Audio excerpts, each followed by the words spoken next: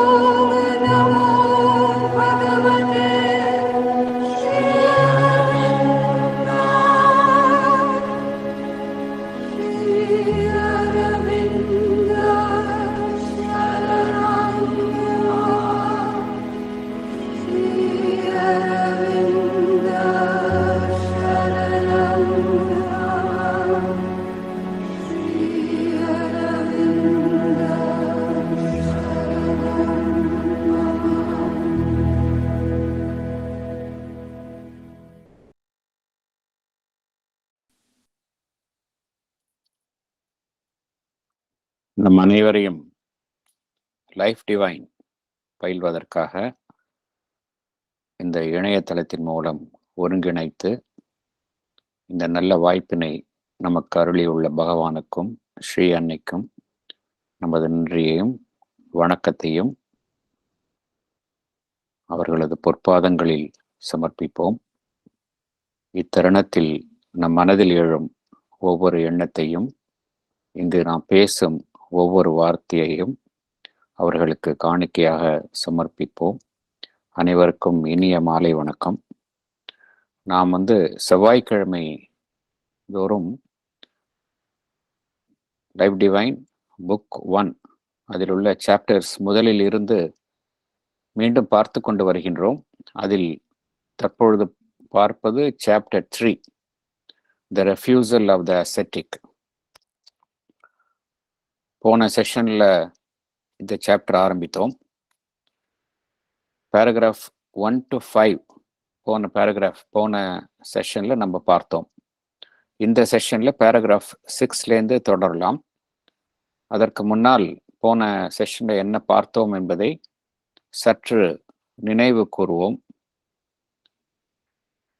இந்த refusal of the ascetic, துறவியின் மறுப்பு, என்ன காரணத்தினால்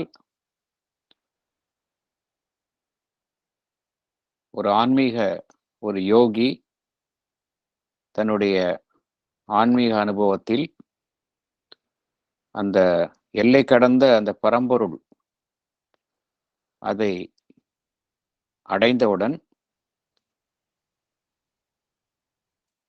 அவருக்கு இந்த பிரபஞ்சம் அனைத்துமே ஒரு பொய்யான தோற்றமாக காணப்படுகின்றது.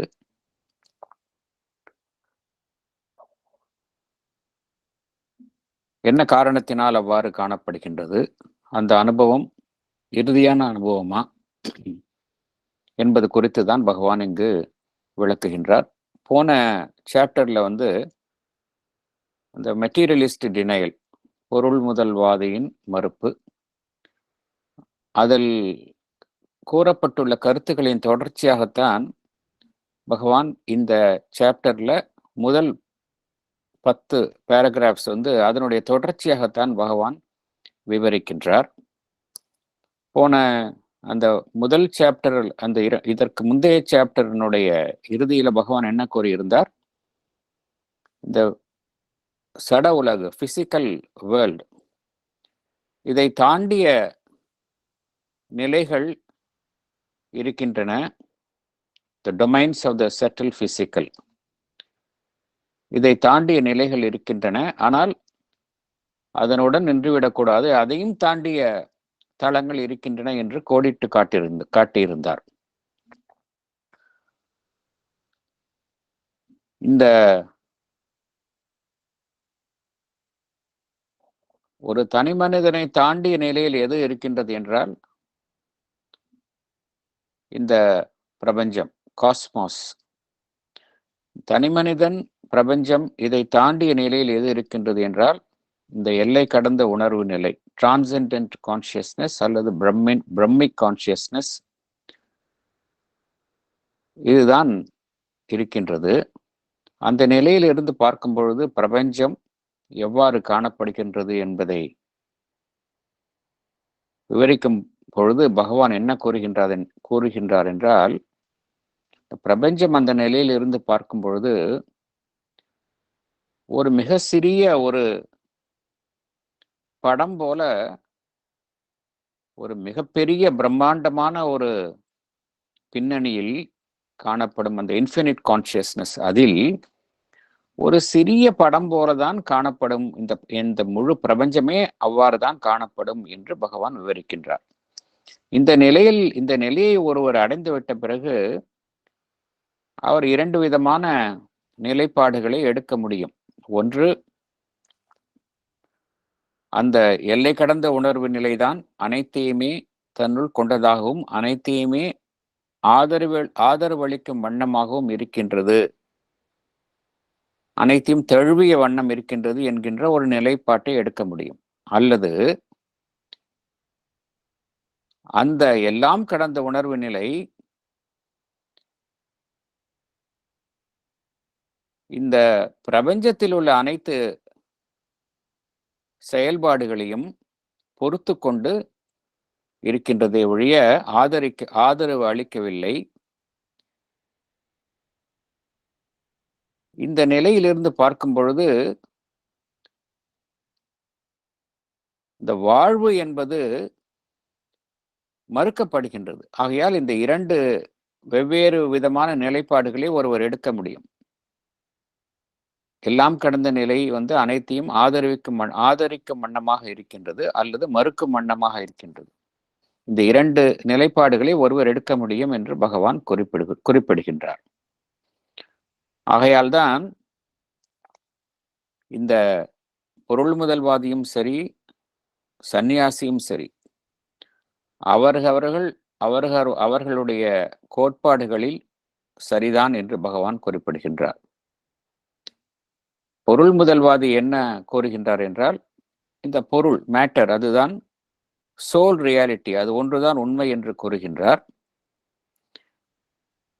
அதை தாண்டி உள்ள இந்த உலகத்தை, சட உலகு, இதை தாண்டி உள்ள அனைத்து விஷயங்களுமே ஒரு மனதின் கற்பனை, அதற்கெல்லாம் உண்மை அல்ல என்று அவர் கூறுகின்றார். சந்நியாசி என்ன கூறுகின்றார் என்றால், இந்த உலகத்தை துறந்து மறுக்கும் சந்நியாசி என்ன கூறுகின்றார் என்றால், எல்லாம் கடந்த நிலையினால் மிகவும் அவர் கவரப்படுகின்றார். அவரை பொறுத்த வரைக்கும் அந்த மெய்ப்பொருள், மாற்றமே அடையாத, பிறப்பு இறப்பு இவைகளுக்கு உட்படாத அந்த மெய்ப்பொருள், அது ஒன்றுதான் உண்மை. இந்த சார்புடைய உலகம், ரிலேட்டிவ் வேர்ல்ட், நாம் வாழும் சார்புடைய உலகம், அது நம்முடைய மனம் மற்றும் புலன்களினால் உருவாக்கப்பட்ட ஒரு பொய்யான அமைப்பு என்று அவர் கூறுகின்றார். ஆகையால் இந்த இரண்டு நிலைப்பாடுகளும் அவரவர்களை பொறுத்த வரைக்கும் சரிதான். ஏனென்றால் அந்த அனுபவத்திலிருந்து பார்க்கும் பொழுது அவர்களுக்கு அது சரி என்று படுகின்றது என்று பகவான் குறிப்பிடுகின்றார். மேலும் பகவான் குறிப்பிடுவது என்னவென்றால், இந்த பொருள் முதல் பிறகு இந்த பொருள் முதல்வாதியின் வாதத்தை பகவான் எடுத்துக்கொள்கின்றார். அது எந்த அளவுக்கு சரி என்று ஏற்றுக்கொள்ள முடியும் என்கின்ற அதனுடைய அந்த உண்மைத்தன்மையை பகவான் மேலும் ஆழமாக அது குறித்து விவரிக்கின்றார். பொருள் முதல்வாதி அவருடைய கோட்பாடுகள் எல்லாமே எதன் அடிப்படையில் அமைகின்றது என்றால், இந்த புலன்களின் மூலமாக அறியப்படுவதுதான் உண்மை என்பது அவர்களுடைய கோட்பாடு.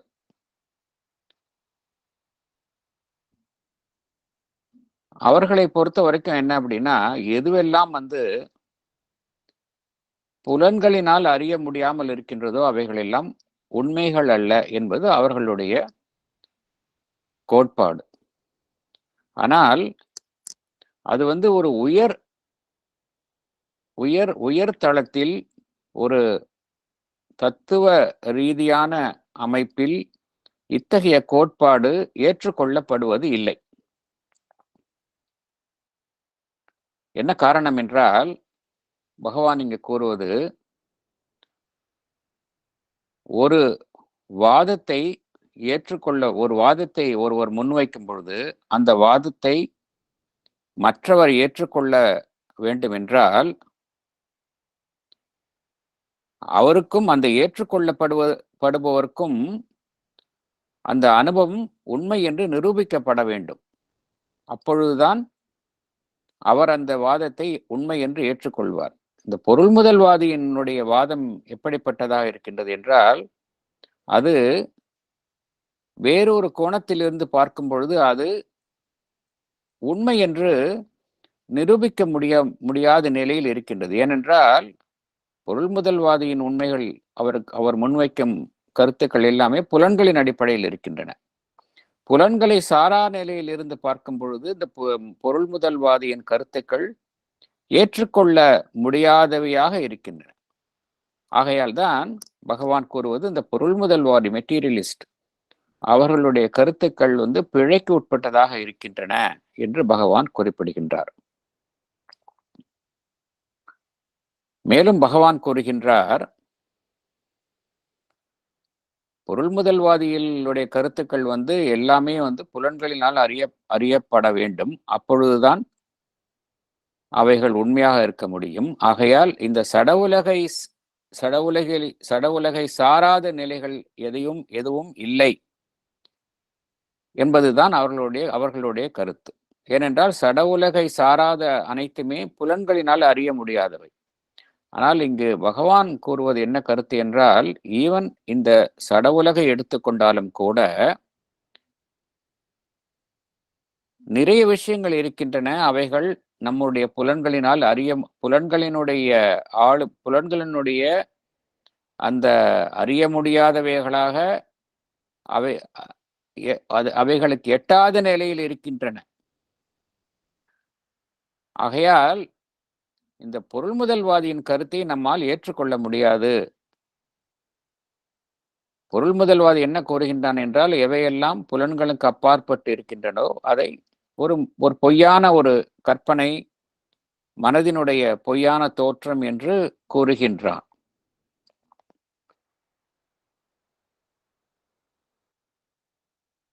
மேலும் அவன் என்ன கூறுகின்றான், நான் ஒரு பொருளை பார்க்கின்றேன், அது திடத்தன்மையுடன் இருக்கின்றது, என்னுடைய புலன்களினால் அறிய முடிகின்றது, ஆகையால் அதை நான் உண்மை என்று ஏற்றுக்கொள்கின்றேன் என்று கூறுகின்றான். இது கூட ஒரு வகையில் பார்த்தால் ஒரு ஹலூசினேஷன் என்று பகவான் குறிப்பிடுகின்றார். என்ன காரணம் என்றால் ஒரு மாய தோற்றம் என்று பகவான் குறிப்பிடுகின்றார். என்ன காரணம் என்றால் விஞ்ஞானபூர்வமாக எதை நிரூபித்துள்ளார்கள் என்றால் ஒரு திடப்பொருள் என்று நாம் நினைப்பது ஒரு பொய்யான தோற்றம்தான். ஏனென்றால் திடப்பொருள் என்று நாம் சொல்வது உண்மையிலே என்னவென்றால் எல்லாமே ஒரு சக்தியின் வெளிப்பாடுதான். உண்மையிலேயே திடப்பொருள் என்பது புலன்களினால் அறிய முடியாதது. எசென்ஷியல் மேட்டர் என்பது அந்த மேட்டர் சடப்பொருளில் உள்ள இருக்கக்கூடிய அந்த அணுக்கூறு தான் எசென்ஷியல் மேட்டர். அதிலையும் அது மிக சிறிய அளவே அது ஆக்கிரமித்துள்ளது. மற்ற எல்லா இடமும் சக்தியின்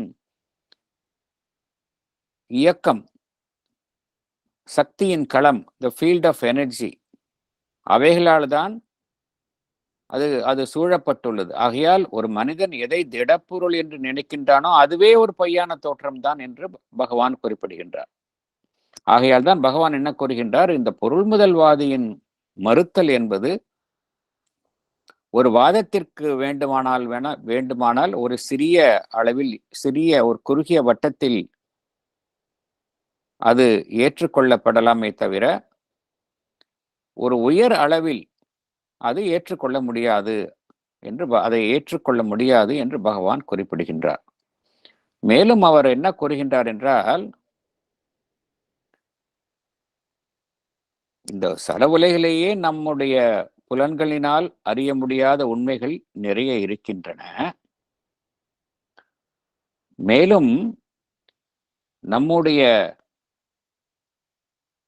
உடலையே எடுத்துக்கொண்டாலும் கூட நம்முடைய உடலில் இந்த சட உலகை தாண்டிய விஷயங்களை அறியக்கூடிய திறன்கள் மறைமுகமாக காணப்படுகின்றன. சூக்ஷ்ம இந்திரியாஸ், சட்டில் ஆர்கன்ஸ், இவைகள் ஒவ்வொரு மனிதனுள்ளும் இருக்கின்றன. இந்த சட்டில் ஆர்கன்ஸ் அவைகள் என்ன செய்கின்றன என்றால் இந்த சட உலகை தாண்டி உள்ள உலகம் அதில் உள்ள உண்மைகளை மனிதனுக்கு நேரடியாக அவனுடைய புலன்களை உதவியின்றி அவனுக்கு நேரடியாகவே தருகின்றன. இந்த சூக்ஷ்ம இந்திரியங்கள் இந்த சட உலகை தாண்டி உள்ள விஷயங்கள் அது குறித்த ஞானத்தை, அறிவை ஒரு மனிதனுக்கு அவனுடைய புலன்களை உதவியின்றி நேரடியாகவே தருகின்றன. மற்றும் இந்த சூக்ஷ்ம இந்திரியாஸ் என்ன செய்கின்றன என்றால் இந்த சூப்ராபிசிக்கல் வேர்ல்ட்ஸ், இந்த சட உலகை தாண்டி உள்ள உலகங்கள் அதனுடன் நேரடியாக தொடர்பை அவனுக்கு ஏற்படுத்துகின்றன. இந்த சட உலகு மாத்திரமே இல்லை என்று பகவான் குறிப்பிடுகின்றார். நாம் காணும் உலகமான இந்த பிரபஞ்சமான சூரியனும் பூமிகளும் ஆன இந்த பிரபஞ்சம் மாத்திரமே இல்லை, இதை தாண்டிய உலகங்களும் இருக்கின்றன என்று பகவான் குறிப்பிடுகின்றார். இந்த சட உலகை தாண்டிய இந்த உலகங்கள் எவ்வாறு செயல்படுகின்றன என்றால் இங்கு சட உலகில் செயல்படும் விதி, நாம் ஏற்கும் விதி, அங்கு அது செயல்படாது. எந்த விதியின் அடிப்படையில் நாம் இந்த சட உலகில் செயல்படுகின்றோமோ, கிராஸ் பிசிக்கல் வேர்ல்ட், அந்த கோட்பாடு அதற்கு அங்கு செல்லுபடியாகாது என்று பகவான் குறிப்பிடுகின்றார்.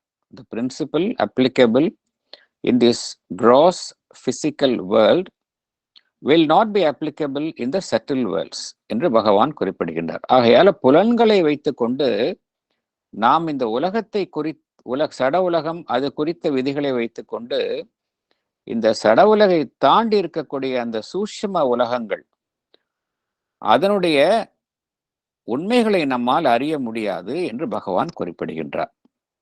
மேலும் பகவான் என்ன கூறுகின்றார் என்றால் மனிதனுக்கு இத்தகைய சூக்ஷ்ம உறுப்புகள் இருக்கின்றன, திறமைகள் இருக்கின்றன. அதன் மூலமாக அவன் இத்தகைய ஞானத்தை பெற முடியும்.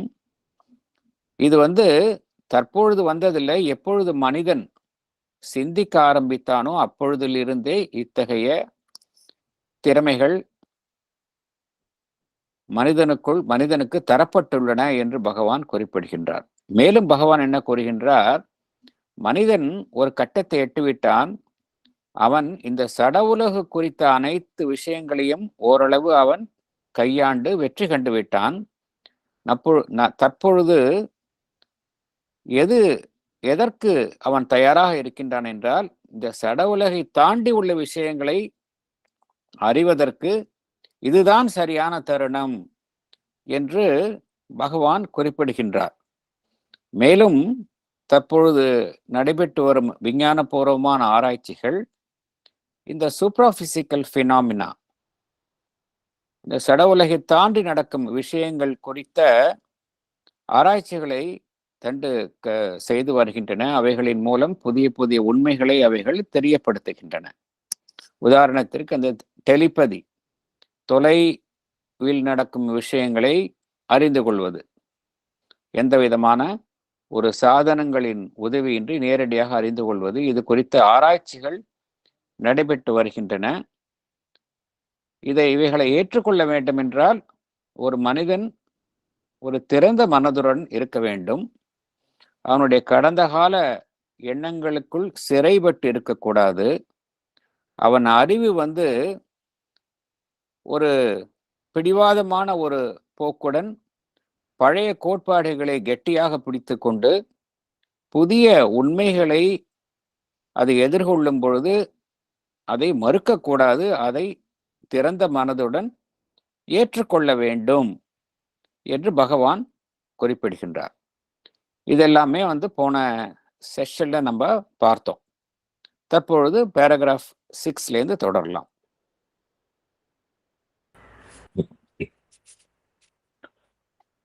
Paragraph 6. It is true that the glimpse of supraphysical realities acquired by methodical research has been imperfect and is yet ill-affirmed. For the methods used are still crude and defective. But these rediscovered subtle senses have at least been found to be true witnesses to physical facts beyond the range of corporeal organs. There is no justification, then, for scouting them as false witnesses when they testify to supraphysical facts beyond the domain of material organization of consciousness. Like all evidence, like the evidence of the physical sense themselves, their testimony has to be controlled, scrutinized, and arranged by the reason, rightly translated and rightly related, and their field, laws, and processes determined. Thank you, sir. Explanation. Can I read, sir? Yeah, please. Explanation. To arrive at a conclusion, we scrutinize the information gathered through our senses, analyze them with our reason. We interpret them rightly, and we accept only such information as evidence that is relevant to the particular field. This is our scientific way of testing the knowledge before admitting it as truth.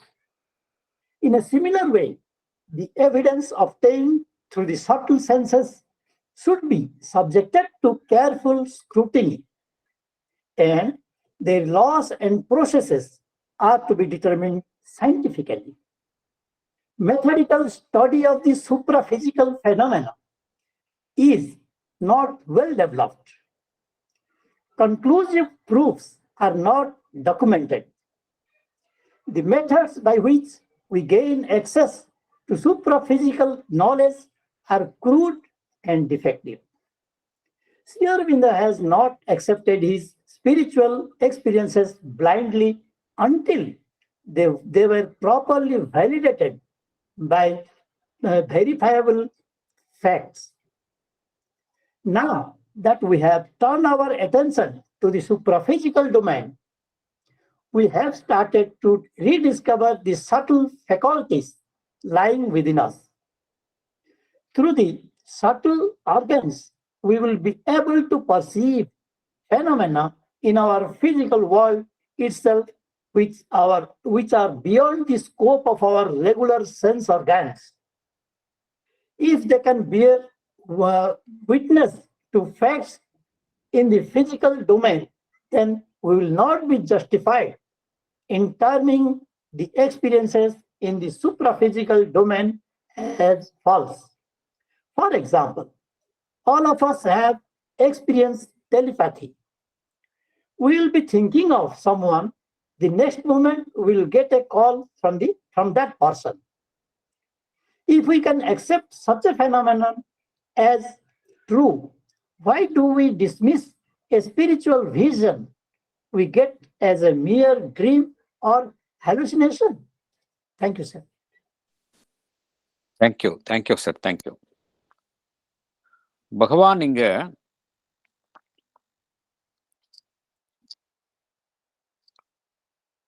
இந்த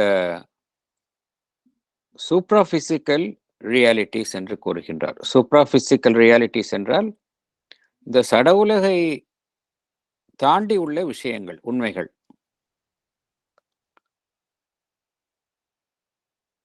இதை எவ்வாறு நாம் கையாளுவது? இந்த விஷயங்கள் அனைத்துமே உண்மைதான். இது குறித்த அனுபவத்தை ஒவ்வொருவரும் அடைகின்றோம். இதை நாம் எவ்வாறு எதிர்கொள்வது, கையாளுவது? பகவான் நாம் சாதாரணமாக ஒரு உண்மையை ஏற்றுக்கொள்ளும் பொழுது எவ்வாறு அதை ஏற்றுக்கொள்கின்றோம் என்று கூறுகின்றார். புலன்களின் மூலமாக ஒரு விஷயத்தை அறிகின்றோம். அதை என்ன செய்கின்றோம்? அதை நாம் ஆராய்கின்றோம். நம்முடைய அறிவை கொண்டு அதை ஆராய்கின்றோம்.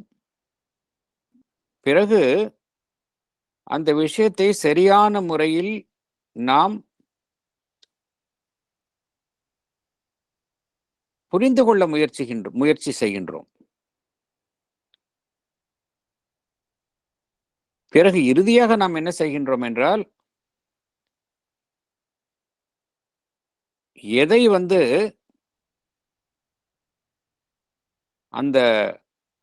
எதை உண்மை என்று ஏற்றுக்கொள்கின்றோம் என்றால், ஒரு சரியான ஒரு நிரூபிக்கப்பட்ட உண்மை என்று ஏற்றுக்கொள்கின்றோம் என்றால், எது அந்த தளத்திற்கு மிகவும் பொருத்தமாக இருக்கின்றதோ அதை உண்மை என்று ஏற்றுக்கொள்கின்றோம். இதுதான் ஒரு விஞ்ஞானபூர்வமான அணுகுமுறை. ஒரு விஷயத்தை உண்மை என்று ஏற்றுக்கொள்ளும் முன்னர் இவ்வாறு தான் செய்கின்றோம். இதை ஒரு மெத்தடாடிக்கலாக செய்கின்றோம். இதே முறையை நாம் இங்கும் கையாளலாம் என்று பகவான் குறிப்பிடுகின்றார். நம்முடைய அந்த சூட்சும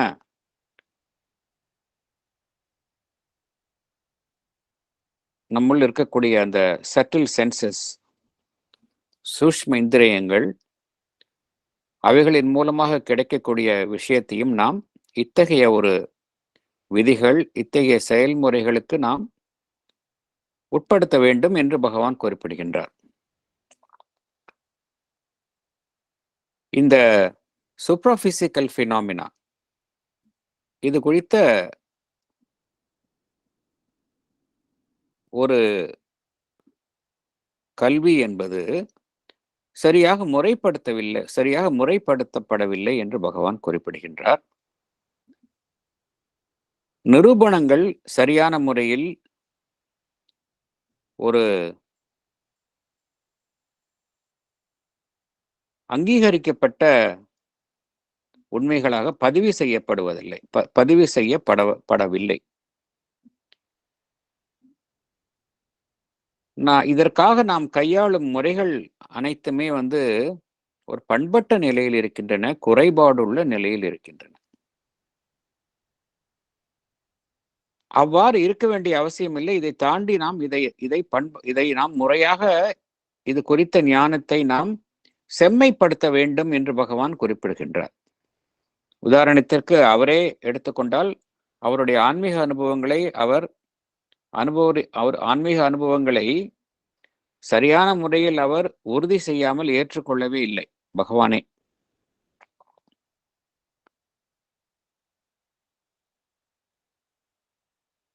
இந்த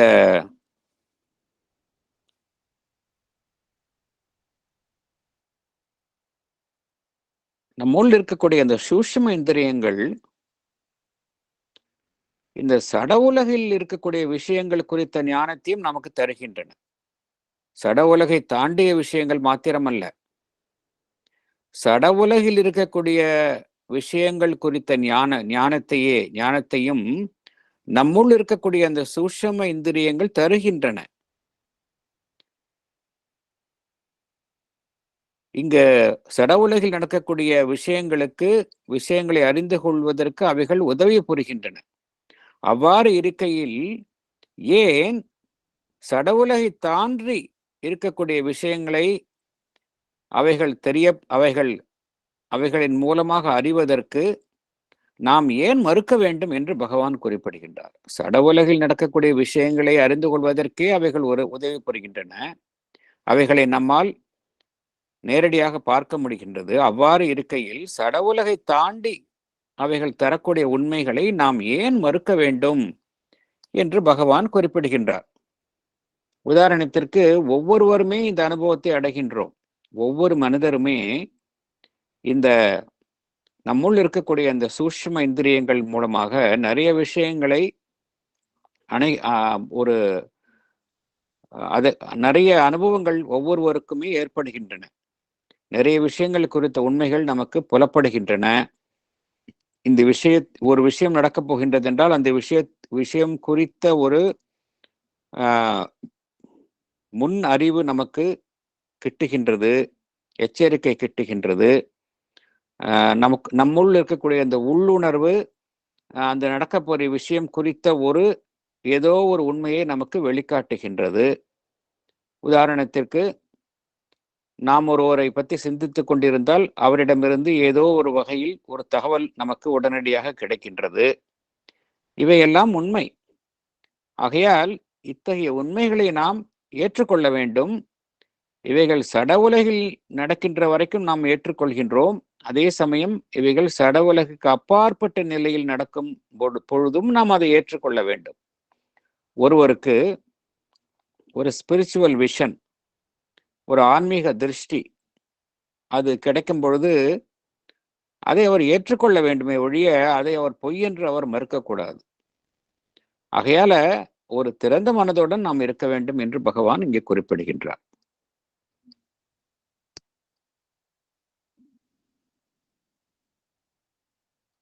அடுத்தது போலாமா நம்ம?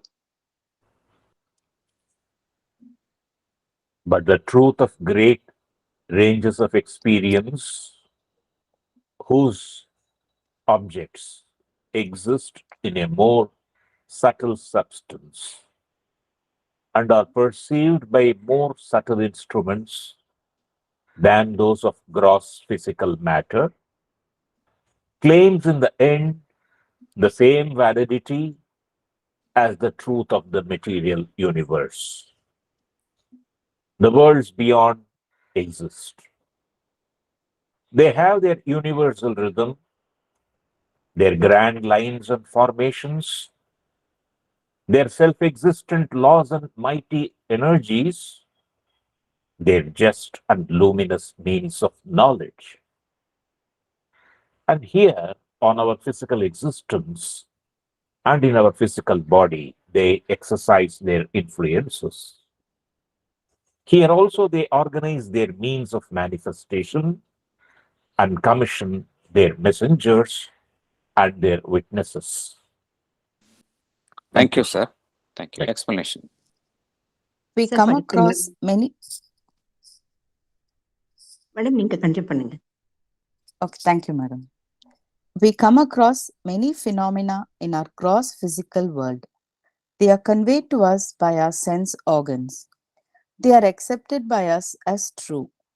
In the same way, we come across a wide-ranging experience in the subtle physical domain. They are brought to us by our subtle organs, Sukshma Indriyas.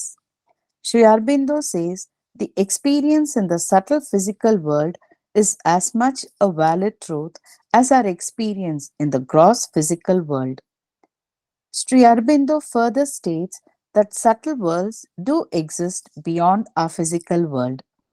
They have their own universe like our physical universe, in which they function in a rhythm. They are arranged in grand lines and formations. They have their own laws like our physical laws and possess powerful energies. These subtle worlds exercise their influence on our physical bodies and existence. They are also populated with beings and godheads. They manifest in the physical world by organizing their own means.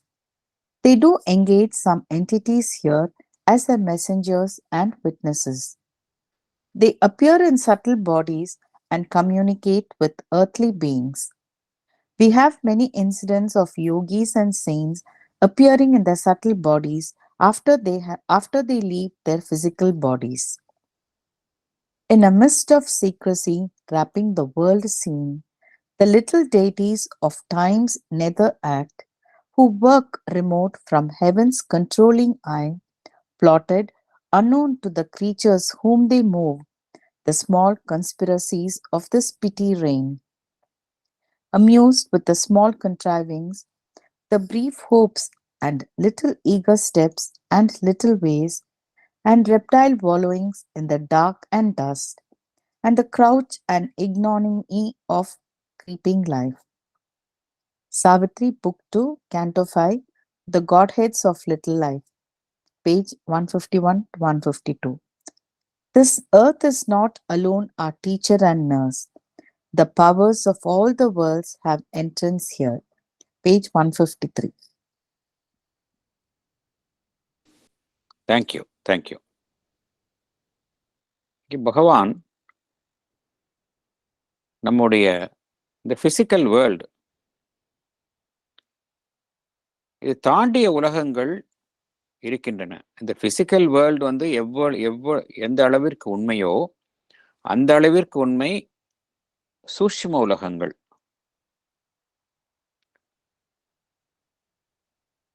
அது குறித்த இந்த சூட்சும உலகங்கள் குறித்த அனுபவங்கள் ஒவ்வொருவருக்கும் கிட்டுகின்றன. இந்த அனுபவங்கள் நம்முடைய இந்த சூட்சும இந்திரியாஸ், சட்டில் ஆர்கன்ஸ், அவைகளின் மூலமாக நமக்கு தெரிவிக்கப்படுகின்றன. மேலும் பகவான் கூறுவது என்னவென்றால், இத்தகைய அனுபவங்கள், இந்த சூட்சும உலகங்கள் குறித்த அனுபவங்கள் மிகவும் உண்மை. எந்த அளவிற்கு நம்முடைய இந்த பிசிக்கல் வேர்ல்டு, சட உலகு, கிராஸ் பிசிக்கல் வேர்ல்டு, அதில் நமக்கு கிட்டும் அனுபவங்கள் எந்த அளவுக்கு உண்மையோ அந்த அளவுக்கு உண்மை இந்த சூட்சும உலகங்களில் இருந்து ஒருவருக்கு கிட்டும் அனுபவங்கள் என்று பகவான் கூறுகின்றார். இந்த சூட்சும உலகங்கள் அதனுடைய தாக்கம் இந்த சட உலகில் மேலும் ஏற்படுகின்றது. இங்கு வாழும் மனிதர்களின் மேலும் அவைகளினுடைய தாக்கம் ஏற்படுகின்றது.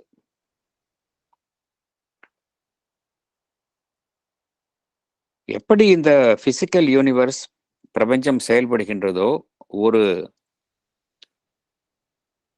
ஒரு லயமோடு செயல்படுகின்றதோ, அதே போல இந்த சூட்சும உலகங்களும் அவைகளுக்கென்றே நிர்ணயிக்கப்பட்ட ஒரு லயத்தோடு செயல்படுகின்றன. அவைகளெல்லாம் ஒரு பிரம்மாண்டமான முறையில் அமைக்கப்பட்டுள்ளன. அவைகளுக்கென்றே கோட்பாடுகள், விதிகள், இருக்கின்றன. எவ்வாறு இந்த சட உலகுக்கென்றே பிரத்யேகமான விதிகள் இருக்கின்றனவோ, சக்திகள் இருக்கின்றனவோ, அதே போல அவைகளுக்கும் விதிகள், கோட்பாடுகள் இருக்கின்றன. அந்த விதிகளின்படி அவைகள், அந்த உலகங்கள் செயல்படுகின்றன. அந்த உலகங்களில் கூட இந்த பீயிங்ஸ், ஜீவன்கள் இருக்கின்றன. காட்ஹெட்ஸ் என்றால் இந்த சிறு அமைப்புகள் இருக்கின்றன.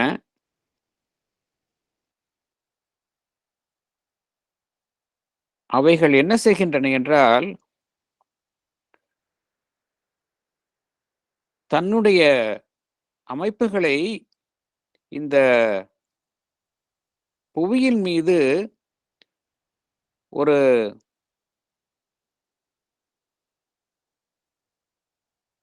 பகவான் இங்கே கூறுவது என்னவென்றால், இந்த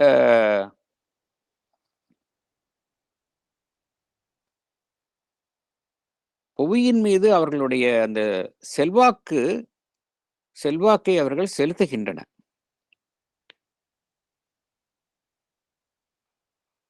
அவர்கள் அந்த உலகங்களுக்கென்றே ஒரு தனிப்பட்ட ஒரு தூதுவர்கள் போன்ற அமைப்புகள் இங்கு செயல்பட்டு இந்த மனித வாழ்வில் குறுக்கிடுகின்றன என்று பகவான் குறிப்பிடுகின்றார். And here on our physical existence and in our physical body, they exercise their influences. Here also, they organize their means of manifestation and commission their messengers and their witnesses என்று பகவான் குறிப்பிடுகின்றார். இவையெல்லாம் உண்மை. அன்னையினுடைய வாழ்க்கை வரலாற்றை பார்த்தோம் அப்படின்னா நிறைய இத்தகைய அனுபவங்களை அன்னையும் நமக்கு தெரிவித்துள்ளார். இந்த குட்டி தேவதைகள் நிறைய இது மாதிரி அமைப்புகள் மூலமாக இந்த மனிதனுடைய வாழ்வில் அவைகள் குறுக்கிடுகின்றன. இது குறித்த இந்த சாவித்திரி வரிகள் கூட, சாவித்திரி வரிகளில் பகவான் மிகவும் அழகாக விளக்கியுள்ளார். நாம் இங்கு படித்துள்ள கருத்து சாவித்திரி வரிகளின் மூலமாக பகவான் அழகாக விளக்கியுள்ளார். The god heads of little life என்கின்ற அந்த கேண்டோல, புக் 2ல பகவான் அழகாக விளக்கியுள்ளார். The little deities of times in other act who work remote from heaven's controlling light. எங்கிருந்தோ தொலைவிலிருந்து அவர்கள் செயல்படுகின்றன. Plotted unknown to the creatures whom they move. நமக்கு தெரியாமலேயே நம்மை அவைகள் ஆட்டுவிக்கின்றன. The small conspiracies of this petty reign. சின்ன சின்ன சூழ்ச்சிகளை நமக்கு எதிராக அவைகள் செய்கின்றன. நிறைய விஷயங்களை பார்க்கிறோம். சில சமயம் ஒரு விஷயம், ஒரு பொருள் இருக்கும், அது நமக்கு கண்ணுக்கு தெரியாது, அப்புறம் கிடைக்கும். சில இடத்துல குழப்பங்களை விளைவிக்கும், சிறிய சண்டை சச்சரவுகளை அவைகள் தோற்றுவிக்கும். அதைதான் பகவான் குறிப்பிடுகின்றார். The small conspiracies of this petty reign, amused with the small contrivings. அவ்வாறு செய்வதனால் அவர்கள் தாங்கள் ஒரு சிறிய மகிழ்ச்சியை அடைகின்றன. Amused with the small contrivings, the brief hopes and the little eager steps and little ways, and reptile wallowings in the dark and dust, and the crouch and ignominy of creeping life. அவ்வாறுதான் செயல்படுகின்றன. மேலும் பகவான் கூறுவது என்னவென்றால், இந்த உலகங்கள் நமக்கு தெரிவிக்கக்கூடிய அந்த தகவல்கள், நம்மை பாதிக்கும் விஷயங்கள் எல்லாமே இந்த உலகங்கள், நாம் சார்ந்திருக்கும் இந்த சட உலகத்தில் இருந்து மாத்திரமே நமக்கு கிட்டுவது இல்லை. எல்லா உலகங்களின் இருக்கக்கூடிய அந்த சக்தியின் செயல்பாடும் இங்கு நடக்கின்றது, இந்த உலகத்தில் நடக்கின்றது. This earth is not alone our teacher and nurse. The powers of all the worlds have entrance here என்று பகவான் குறிப்பிடுகின்றார். அதே புக்ல கேண்டோ. பகவான் இங்க குறிப்பிட்டுள்ள கருத்து வந்து பகவான் லைஃப் டிவைன்ல குறிப்பிட்டுள்ள கருத்தை சாவித்திரியில் மிகவும் அழகாக கவிதை நயத்துடன் நமக்கு தெரிவித்துள்ளார். இது அனைவருடைய வாழ்க்கையிலும் பார்த்தோம் அப்படின்னா இத்தகைய அனுபவங்கள் ஏற்படுவதை நாம் பார்க்கலாம்.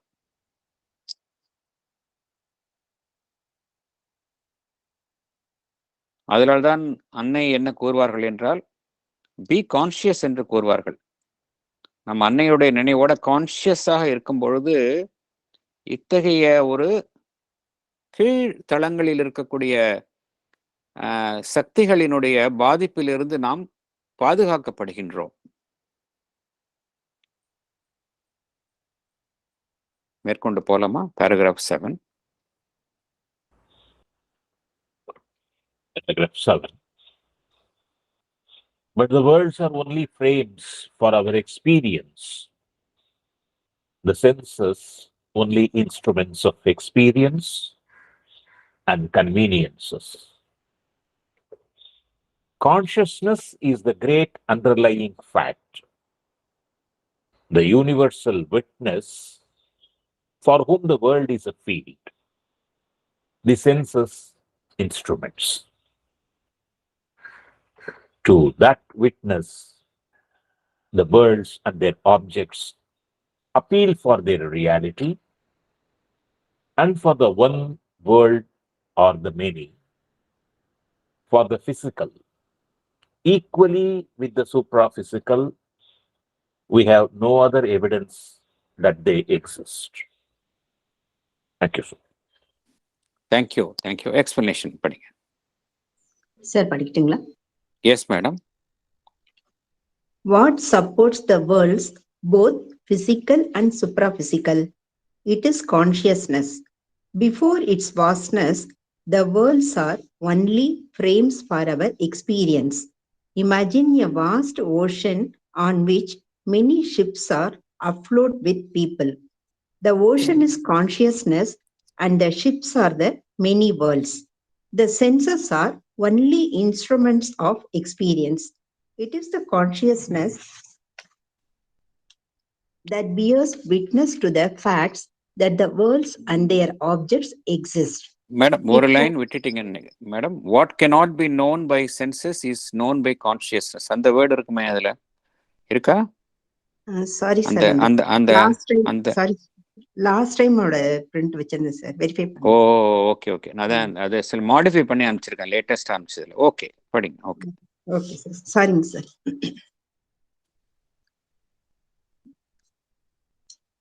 பரவாயில்ல, படிங்க. ஓகேங்க sir. The senses are only instruments of experience.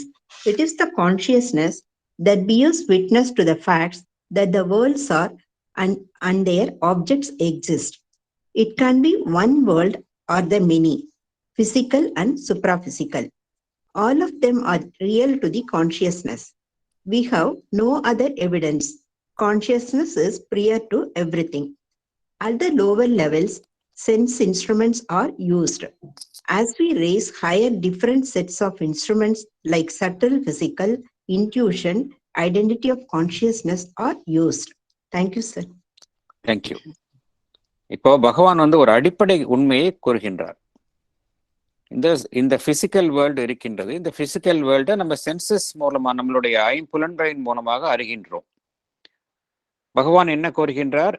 இந்த பிசிக்கல் வேர்ல்டுக்கு மேல இருக்கக்கூடிய சட்டில் பிசிக்கல் வேர்ல்ட்ஸ், சூட்சும உலகங்கள் இருக்கின்றன என்று கூறுகின்றார். அவைகளை நம்மால் அறிய முடிவதில்லை.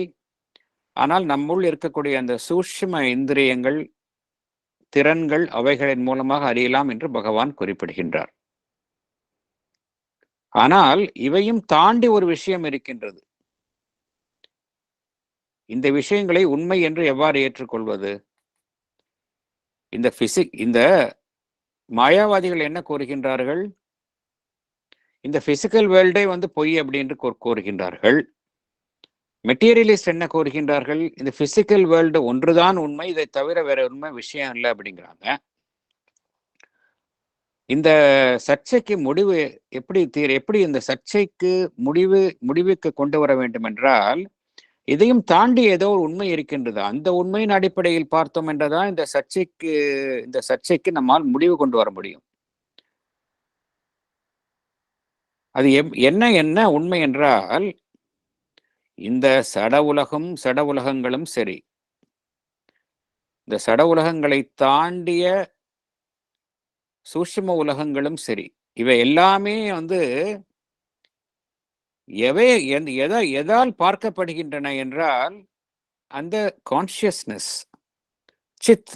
ஏனென்றால் எல்லாமே சச்சிதானந்தா தான் இல்லையா? சச்சிதானந்தா தான் பேஸ்.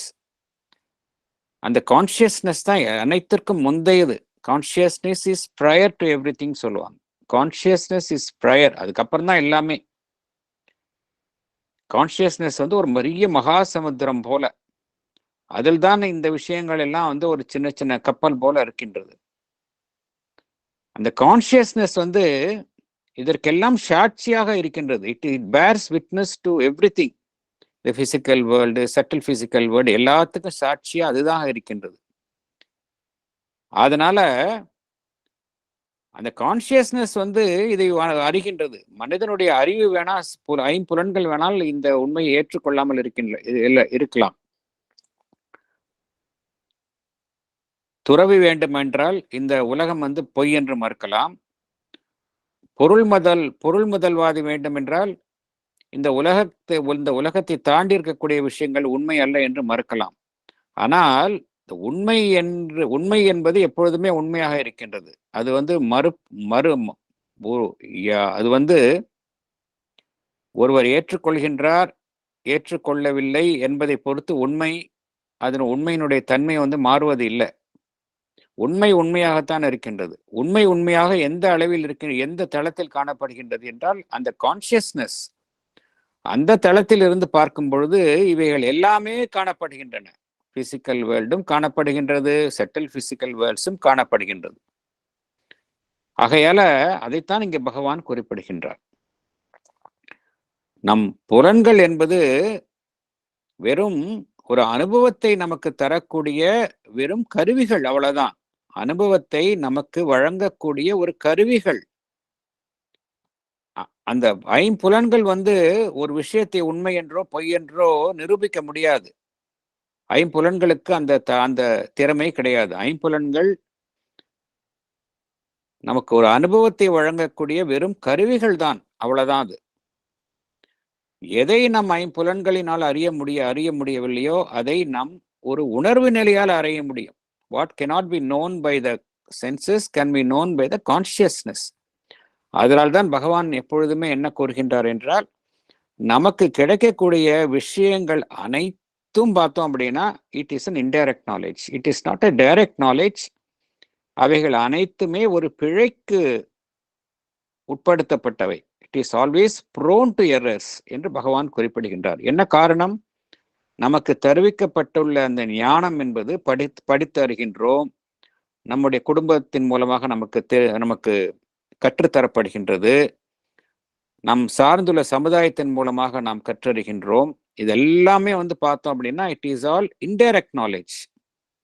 எது உண்மையான டைரக்ட் நாலேஜ் என்றால் இந்த knowledge by consciousness, identity of consciousness, அதுதான் உண்மையான நாலேஜ். அந்த நிலையிலிருந்து பார்த்தோம் என்றால் இது எல்லாமே தெரிகின்றது. துறவி எந்த உலகத்தை பொய் என்று மறுக்கின்றானோ அது உண்மை என்றும் தெரிகின்றது. பொருள் முதல்வாதி இந்த உலகத்தை கடந்த விஷயங்கள், இந்த செட்டில் பிசிக்கல் வேர்ல்ட்ஸ், அதை மறுக்கின்றானே அதுவும் அங்கு உண்மை என்று தருகின்றது. ஸோ அதுதான் ஒரு உண்மை என்ற அதன் மூலமாகத்தான் ஒரு விஷயம் இருக்கின்றது என்பதை அறிகின்றோம் என்று பகவான் குறிப்பிடுகின்றார். எல்லாமே அங்க கான்சியஸ்னஸ் பார்த்தோம் அப்படின்னா ரியலாக தெரிகின்றது. we need no other evidence. வேற எதுவும் நமக்கு சாட்சியே தேவையில்லை. அதுதான் உண்மை. இந்த உண்மையின் அடிப்படையில் பார்த்தோம்னா இந்த சர்ச்சை நமக்கு முடிவுக்கு வருகின்றது. எந்த உலகத்தையும் நாம் இங்கே பொய் என்று சொல்ல வேண்டிய அவசியமே கிடையாது என்று பகவான் குறிப்பிடுகின்றார். கீழ்நிலையில் இருக்கும் வரைக்கும் தான் நம்ம ஐம்புலன்களை நம்பி செயல்படுகின்றோம். நம்மளுடைய உணர்வு நிலையில் நாம் உயரும் பொழுது இந்த ஐம்புலன்களை தாண்டிய விஷயங்களான இந்த நுண்ணறிவு, இன்ட்யூஷன், ஐடென்டிட்டி ஆஃப் கான்சியஸ்னஸ், இத்தகைய ஒரு செயல்பாடுகளின் மூலம் நாம் உண்மையை கண்டறிகின்றோம்.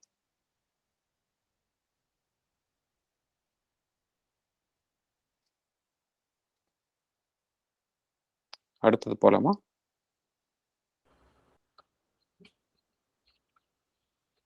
It has been argued that this is no relation peculiar to constitution of humanity and its outlook upon an objective world, but the very nature of existence itself.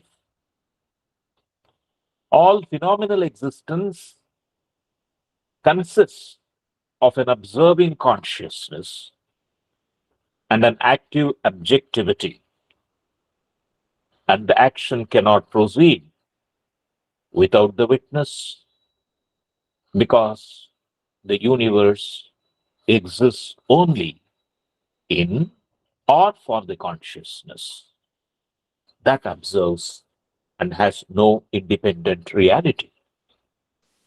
Thank you. Thank you, sir. Explanation படிங்க.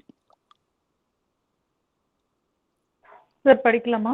Yes, madam. As an extension of the above fact, one may argue that there is no such thing as a universe. We may say the universe has no independent reality, because the relationship with the consciousness is not peculiar to humanity alone. It is general to the very nature of existence itself. There is a consciousness that observes all activities. The action caused by the divine will cannot happen without this witness consciousness. It is the consciousness that observes something called this universe. We witness our dreams. Outside us, they do not have independent reality. The crux of this argument is only consciousness exists and nothing else. Buddhists exist outside it. Thank you.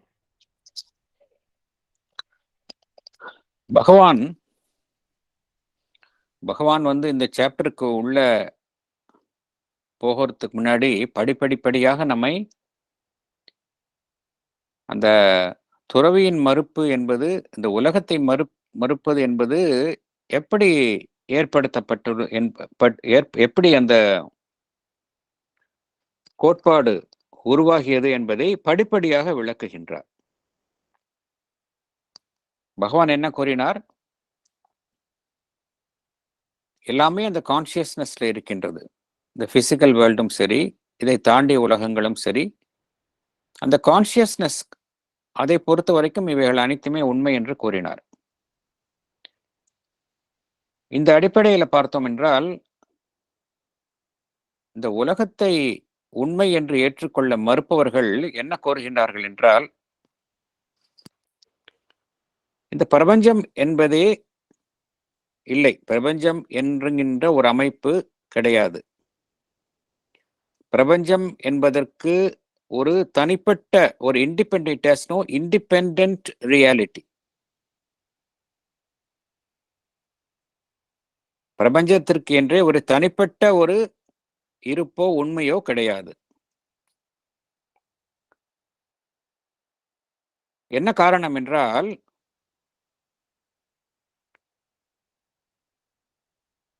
இந்த consciousness என்று நாம் கூறுவது, previous போர்ஷன்ல பகவான் கூறியுள்ள அந்த consciousness அதுதான் சாட்சியாக பார்க்கின்றது என்பதை பார்த்தோம். இந்த கான்சியஸ்னஸ் என்று கூறுவது மனிதனுக்கு மாத்திரம் அல்ல, அது வந்து ஒரு பொதுவானது.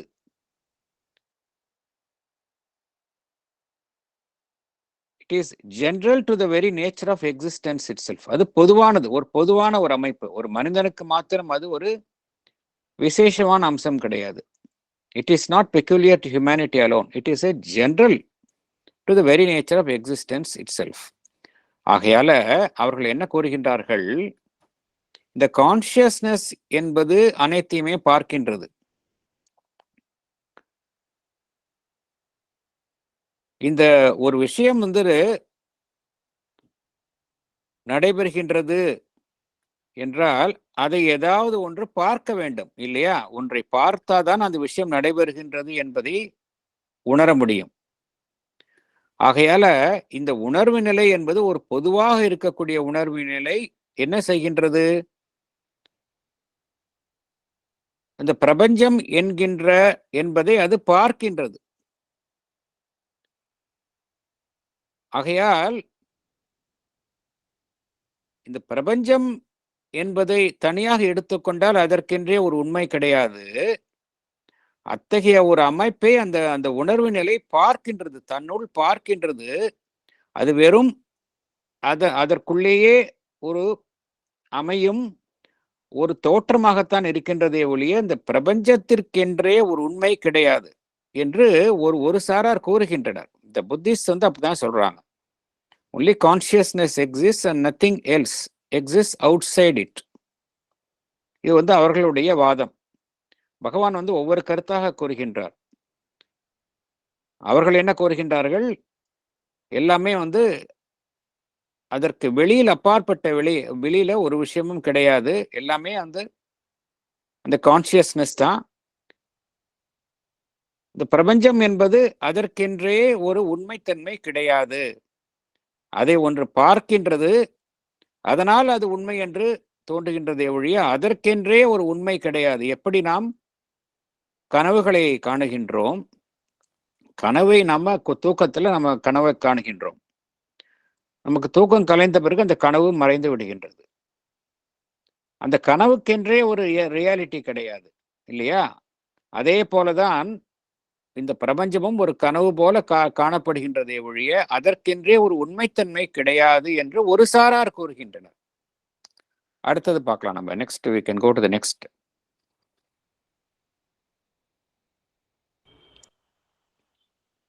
It has been argued in reply that the material universe enjoys an eternal self-existence. It was here before life and mind made their appearance. It will survive after they have disappeared and no longer trouble with their transient strivings, unlimited thoughts, the eternal and inconscient rhythm of the suns. The difference, so metaphysical in appearance, is yet of the utmost practical import. For it determines the whole outlook of man upon life, the goal that he shall assign for his efforts, and the field in which he shall circumscribe his energies. For it raises the question of the reality of cosmic existence, and more important still, the question of the value of human life. Thank you, sir. Thank you, sir. Thank you. இதோட explanation போனோம் நம்ம.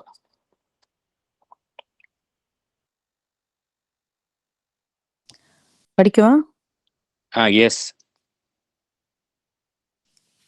There is the other side of the argument. The material universe has an independent reality. Life and mind may appear and disappear in it, but the activities of the universe with its earth and suns will go on in an inconscient rhythm. The struggle and thought of the human mind are of least concern to this material universe. This is the materialist perception. If life and mind do not matter for the universe, what is the purpose of cosmic existence and more so of human life on earth? This is the natural question arising out of the above argument. Though it looks like a question of existence, it has a great importance on man's outlook on life. It raises the fundamental questions. What is man's goal in life? What field should he focus his energies on? To what purpose should he direct his efforts? The above questions deal with the reality of our cosmic existence and more so with the value of human life. Thank you. Thank you. இந்த முதல்ல சொன்ன கருத்து வந்து உலகத்தை மறுப்பவர்கள் கூறுவது. Both புத்திஸ்ட்னு குறிப்பிட்டுள்ளது, both Buddhist and மாயாவாதின்ஸ் அவர்கள் கூறும் அந்த கருத்து. இரண்டாவது நம்ம தற்பொழுது படிக்கும் அந்த பேராகிராஃப்ல படிக்கக்கூடிய போர்ஷன் வந்து பகவான் இந்த பொருள் முதல்வாதிகள் கூறும் கருத்தை தான் பகவான் வலியுறுத்துகின்றார். பொருள் முதல்வாதிகள் என்ன கூறுகின்றார்கள்? பிரபஞ்சம் என்பது, இந்த மெட்டீரியல் யூனிவர்ஸ் என்பது எப்பொழுதுமே சாஸ்வதமாக இருக்கக்கூடியது. அதில் மனித மனம் என்பது தோன்றி மறையக்கூடிய ஒன்று, அவ்வளவுதான். எது சாஸ்வதமாக இருக்கக்கூடியது என்றால் இந்த மெட்டீரியல் யூனிவர்ஸ். மெட்டீரியல் யூனிவர்ஸ் இந்த பிரபஞ்சம், இதற்கென்றே ஒரு தனிப்பட்ட ஒரு ரியாலிட்டி இருக்கின்றது, இண்டிபெண்டன்ட் ரியாலிட்டி. அதற்கென்றே ஒரு தனிப்பட்ட உண்மை இருக்கின்றது. அதில் வாழ்வும் மனமும் தோன்றி மறைகின்றது. இந்த பிரபஞ்சத்தில் நடைபெறும் விஷயங்களான இந்த பூமி, இந்த சூரியனின் இயக்கங்கள் எல்லாமே வந்து ஒரு இன்கான்ஷியன்ட் ரித்தம். அவ்வாறு தான் நாம் பார்க்கின்றோம். இந்த உலகத்தை வந்து எவ்வாறு நாம் பார்க்கின்றோம்? ஒரு மெட்டீரியல் இன்கான்ஷியன்ஸ், சட உலகை சார்ந்த உணர்வற்ற நிலையின் இயக்கங்களாகத்தான் நாம் பார்க்கின்றோம். ஒரு சாதாரண நிலையில் இருக்கக்கூடிய மனிதன் அவ்வாறு தான் பார்க்கின்றான். அது எப்பொழுதுமே தொடர்ந்து நடைபெற்று கொண்டிருக்கும். மனித மனம் என்பது, வாழ்வு என்பது தோன்றும் மறையும், அவ்வளவுதானே ஒழிய எது இங்கு சாஸ்வதமான இருக்கக்கூடிய அமைப்பு என்னவென்றால் இந்த மெட்டீரியல் யூனிவர்ஸ். மனித மனம், மனித வாழ்வின் போராட்டம், எண்ணம், இதெல்லாம் வந்து அந்த மெட்டீரியல் யூனிவர்ஸ், அந்த பிரபஞ்சத்தை பொறுத்த வரைக்கும் ஒரு பொருள், அது ஒரு மிக சிறிய விஷயங்கள், லீஸ்ட் கன்சர்ன். இந்த மனித மனம் என்ன நினைக்கின்றது என்பது குறித்து இந்த பிரபஞ்சம் வந்து கவலைப்படுவது இல்லை. பிரபஞ்சத்தை பொறுத்த வரைக்கும் மனிதம் என்பது ஒரு சின்ன விஷயம், அவ்வளவுதான். மனித மனம் என்ன நினைத்தாலும் it has a least relevance to the universe. அது பாட்டுக்கு அதோடைய செயல்பாடுகளை செய்து கொண்டே இருக்கும். இது வந்து பொருள் முதல்வாதிகளினுடைய ஒரு சிந்தனை, மெட்டீரியலிஸ்ட் பர்செப்ஷன். சரி, இந்த கருத்தை ஏற்றுக்கொள்ளலாமா வேண்டாமா என்று பகவான் கூறுகின்றார். இந்த கருத்தை ஏற்றுக்கொண்டால் என்ன ஆகும் என்றால், வாழ்வும் மனமும் இந்த பிரபஞ்சத்தை பொறுத்த வரைக்கும் ஒரு சம்பந்தமில்லாத விஷயம்.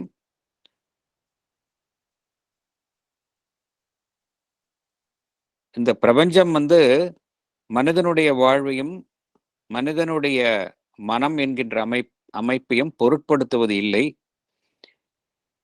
இவை இரண்டுமே ஒன்றோடு ஒன்று தொடர்பற்ற விஷயங்கள் என்கின்ற ஒரு வாதத்தை ஏற்றுக்கொண்டால் என்ன ஆகும் என்றால், மனிதனுக்கு வந்து தன்னுடைய இருப்பு குறித்தே ஒரு அடிப்படை கேள்வி எழுகின்றது.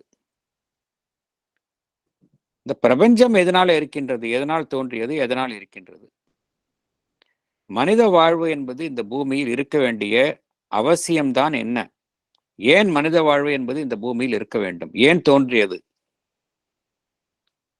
இந்த கேள்வி எழுகின்றது. முதல் கூறிய வாதத்தை ஏற்றுக்கொண்டால் அடுத்த கேள்வி இதுதான் மனிதனுக்கு தோன்றுகின்றது. அப்படி என்றால் என்னுடைய வாழ்வினுடைய அர்த்தம் என்ன?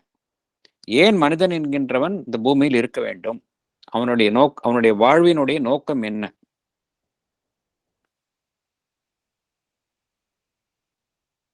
இந்த அவன் வாழ்வை பார்க்கும் அந்த பார்வையே வந்து மாறுகின்றது. இத்தகைய கேள்விகளை கேட்கும் பொழுது அவன் தன் வாழ்வை எவ்வாறு பார்க்கின்றான் என்பதே மாறுகின்றது. அவனுடைய செயல்பாடுகள் வந்து எதை நோக்கி, எந்த திசையை நோக்கி இருக்க வேண்டும் என்ற கேள்வியும் அவனுக்கு எழுகின்றது. ஆகையால இந்த மனித வாழ்வு, அதனுடைய ஒரு மதிப்பீடு எல்லாமே இந்த நாம் பார்த்த இந்த கருத்தை ஒட்டி அமைகின்றது என்று பகவான் குறிப்பிடுகின்றார். ஏனென்றால் அது ரொம்ப ஒரு மிகவும் ஆபத்தான ஒரு சிந்தனை. இந்த சிந்தனையை நாம் ஏற்றுக்கொண்டால் மனித வாழ்விற்கே அர்த்தம் இல்லாம போயிடும். எல்லாமே பிறக்கின்றோம், இறக்கின்றோம், இருக்கிற வரைக்கும் நம்ம ஒரு சாதாரண ஒரு வேர்ல்ட்லி பிளஷர்ஸ் இதை அனுபவித்துக் கொண்டு இறுதியாக ஒவ்வொரு மனிதனும் தன்னுடைய வாழ்வின் இறுதி கட்டத்தை எட்ட வேண்டும் என்கின்ற ஒரு சாதாரண ஒரு எண்ணத்திற்கு மனிதன் தள்ளப்படுகின்றான். மேற்கொண்டு தொடரலாம் நம்ம.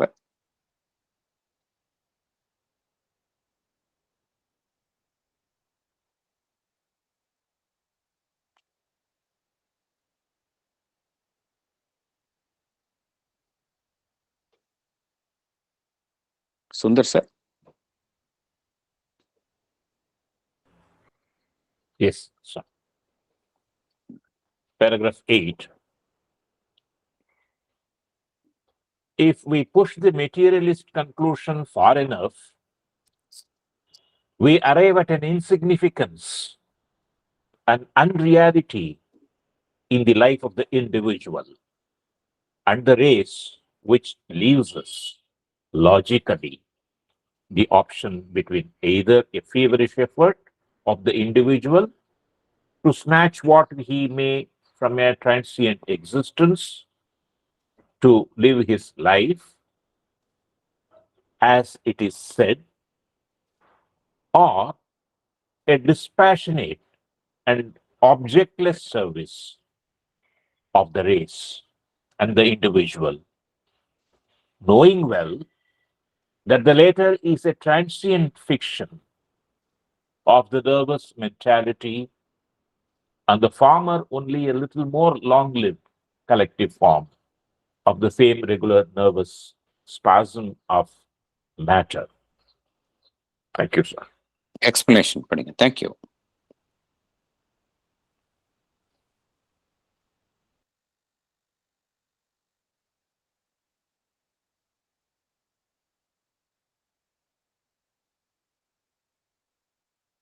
படிக்கிறீங்களா?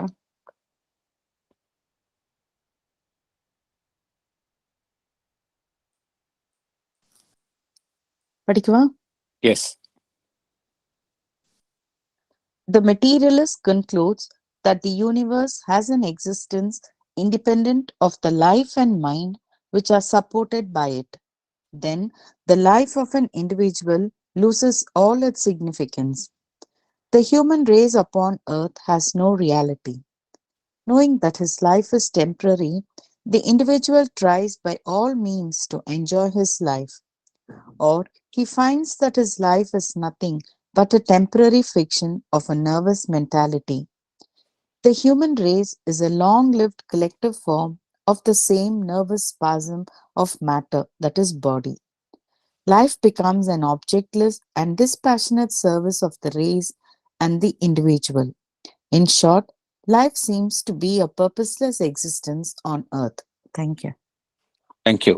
இந்த பொருள் முதல்வாதியினுடைய கருத்தை நாம் ஒரு தீவிரமாக ஏற்றுக்கொண்டால் என்ன ஆகும் என்று பகவான் விவரிக்கின்றார்.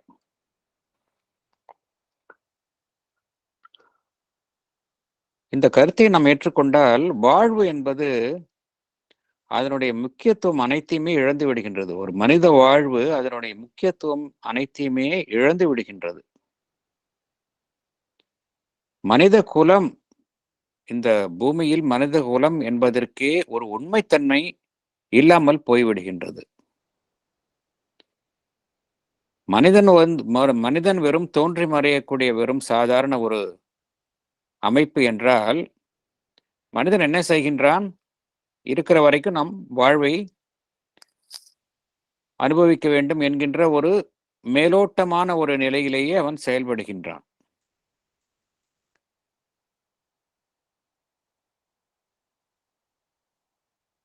அவன் என்ன நினைக்கின்றான்?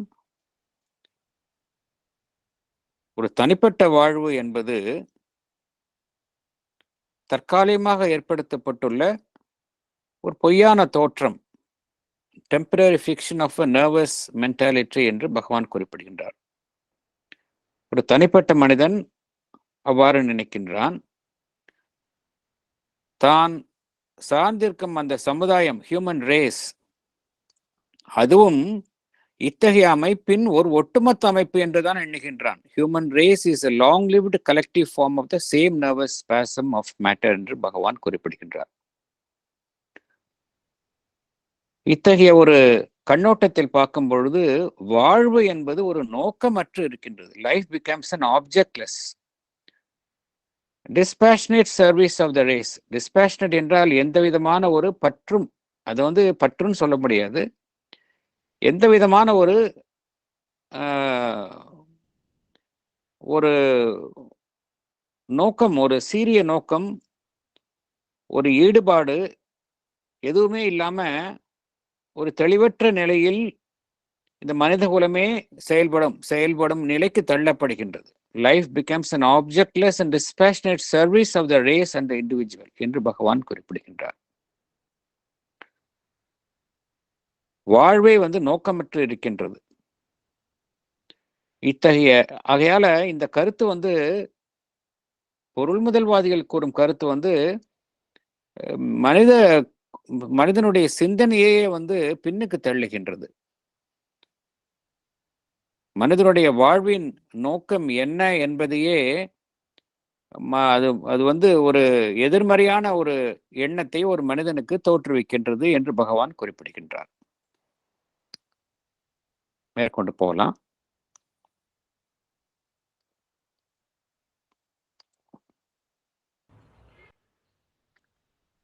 We work or enjoy under the impulsion of a material energy, which deceives us with a brief delusion of life, or with the nobler delusion of an ethical aim and a mental consummation.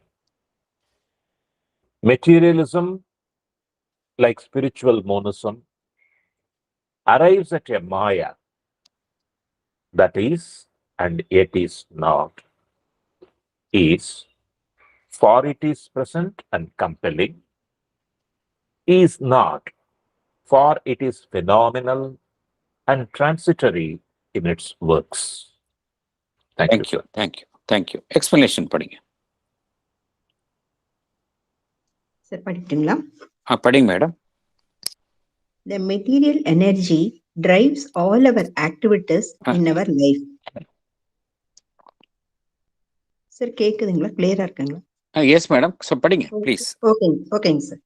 The material energy drives all our activities in our life. This energy only gives a false impression that we are living our lives. We live to achieve certain ethical objectives and mental accomplishments. This is again a false notion of a nobler kind. Sri Aurobindo states that materialism gives us the impression of reality of life with all its material, emotional, and intellectual accomplishments. Yet all these are only sensory perceptions existing for a short time. Hence, he says that materialism also arrives at a Maya like an Advaidin. It is and yet it is not. Life is very much present, yet it is not. Very transitory. Thank you, sir. Thank you. இந்த வாழ்வை இயக்குவது எல்லாமே ஒரு material energy. இந்த சட உலகை சார்ந்த சக்தி தான் வாழ்வினுடைய இயக்கங்கள் அனைத்தையுமே அதுதான் நகர்த்துகின்றது, இயக்குகின்றது. ஒரு சக்தி நம் அனைவரையுமே இயக்குகின்றது. இந்த சக்தியின் இயக்கத்தை நாம் எவ்வாறு புரிந்து கொள்கின்றோம் என்றால், நாம் வாழ்க்கையை வாழுகின்றோம் என்று நாம் நினைத்துக் கொள்கின்றோம். அது ஒரு ஃபால்ஸ் இம்ப்ரெஷன் என்று பகவான் குறிப்பிடுகின்றார். சில நோக்கங்கள் இருக்கின்றன, ஒரு எத்திக்கல் அப்ஜெக்டிவ்ஸ் இருக்கின்றன. எத்திக்கல் அப்ஜெக்டிவ்ஸ் என்றால், ஒரு மனிதன் இருக்கின்றான், நன்றாக கல்வி கற்க வேண்டும், வேலைக்கு செல்ல வேண்டும், குடும்பத்தை பராமரிக்க வேண்டும், குழந்தைகளை பராமரிக்க வேண்டும், அவன் வேலை பார்க்கும் இடத்தில் வேலை செய்ய வேண்டும், தன்னை சார்ந்திருக்கும் மனிதரை அவன் பராமரிக்க வேண்டும். இதெல்லாம் வந்து ஒரு எத்திக்கல் அப்ஜெக்டிவ்ஸ். அவனுக்கென்று சமுதாயத்தில் சில கடமைகள் இருக்கின்றன, அதை அவன் நிறைவேற்ற வேண்டும். அவன் அறிவை சார்ந்த சில அறிவுபூர்வமான சில விஷயங்களை சாதிக்க வேண்டும். இதெல்லாமே வந்து பார்த்தோம் அப்படின்னா, இதுதான் ஒரு மனிதனுடைய ஒரு இலக்காக, ஒரு சராசரி மனிதனுடைய ஒரு இலக்காக இருக்கின்றது. சராசரி மனிதனை எடுத்துக்கொண்டால் இதுதான் அவனுடைய வாழ்வின் நோக்கமாக இருக்கின்றது. இதை பகவான் என்ன கூறுகின்றார் என்றால்,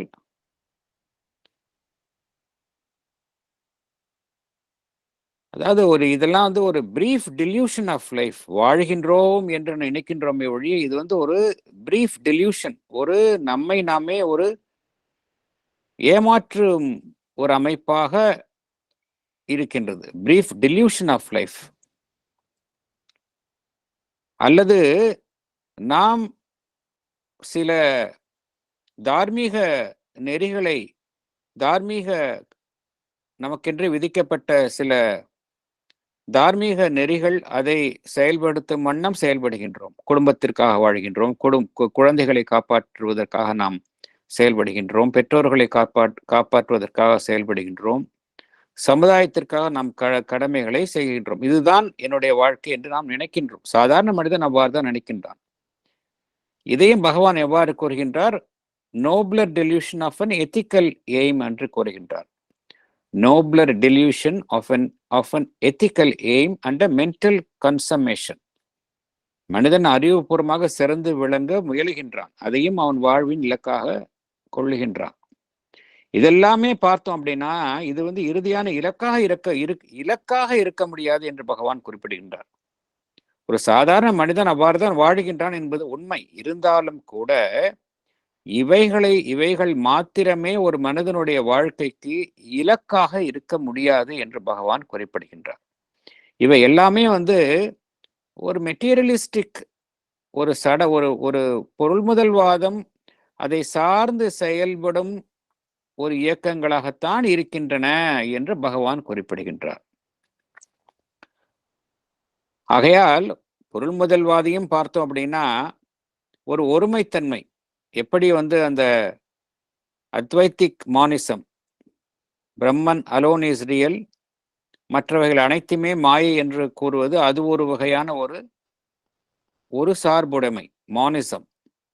அதே போல மெட்டீரியலிசம் என்ன, பொருள்முதல்வாதி என்ன கூறுகின்றான்? இந்த வாழ்வு இது மாத்திரம்தான் உண்மை, இந்த சட உலகு, இதை சார்ந்து அமைக்கப்பட்டுள்ள வாழ்வு இது ஒன்றுதான் உண்மை, இதை தாண்டி எந்த விதமான உண்மையும் அல்ல என்கின்ற அது ஒரு வகையான ஒரு சார்புடைமை, அது ஒரு வகையான ஒரு மானிசம், மெட்டீரியல் மானிசம் என்று பகவான் குறிப்பிடுகின்றார். அவனை பொறுத்த வரைக்கும், ஒரு சாதாரண மனிதனை பொறுத்த வரைக்கும் வாழ்வு என்பதை புறக்கணிக்கவும் முடியாது, வாழாமல் இருக்கவும் முடியாது. ஏனென்றால் வாழ்வு என்பது அவனுக்கு இருந்தாக வேண்டும். அவன் பசிக்கு உணவு வருந்தியாக வேண்டும். வாழ்வை அவன் வாழ்ந்து வாழ வேண்டி உள்ளது. வாழ வேண்டிய கட்டாயத்தில் மனிதன் இருக்கின்றான், அதை மறுக்கவே முடியாது. ஆகையால் வாழ்வு என்பது அவனால் மறுக்க முடியாத நிலையில் இருக்கின்றது. அதே சமயம் அவன் என்ன உணர்கின்றான்? தான் தம் வாழ்வு என்பது நிலையற்றது, தோன்றி மறையக்கூடியது என்கின்ற உண்மையை எம்மானும் அறிந்தவனாக இருக்கின்றான். அதனால் தான் பகவான் என்ன கூறுகின்றார்? இருக்கின்றது போலவும் இருக்கின்றது, இல்லாதது போலவும் இருக்கின்றது என்று பகவான் குறிப்பிடுகின்றார். Materialism, like spiritual monism, arrives at a Maya that is and yet is not. Is, for it is present and compelling, is not, for it is phenomenal and transitory in its work. வாழ்வு இருக்கின்றது, ஏனென்றால் இன்னைக்கு இருக்கின்றோம், அது நம்ம வாழ்வின் கட்டாயங்களுக்கு நாம் உட்படுத்தப்படுகின்றோம். ஆகையால் வாழ்வு என்பது இருக்கின்றது. வாழ்வு என்பது இல்லாதது போலவும் இருக்கின்றது, ஏனென்றால் அது வெறும் தோன்றி மறையக்கூடிய விஷயம்தான். அது ஒரு நிரந்தரமான சாஸ்வதமான அமைப்பும் இல்லை. ஆகையால இதுதான் வாழ்வை குறித்த உண்மையாக ஒரு சராசரி மனிதன் இவ்வாறு தான் உணர்கின்றான் என்று பகவான் குறிப்பிடுகின்றார்.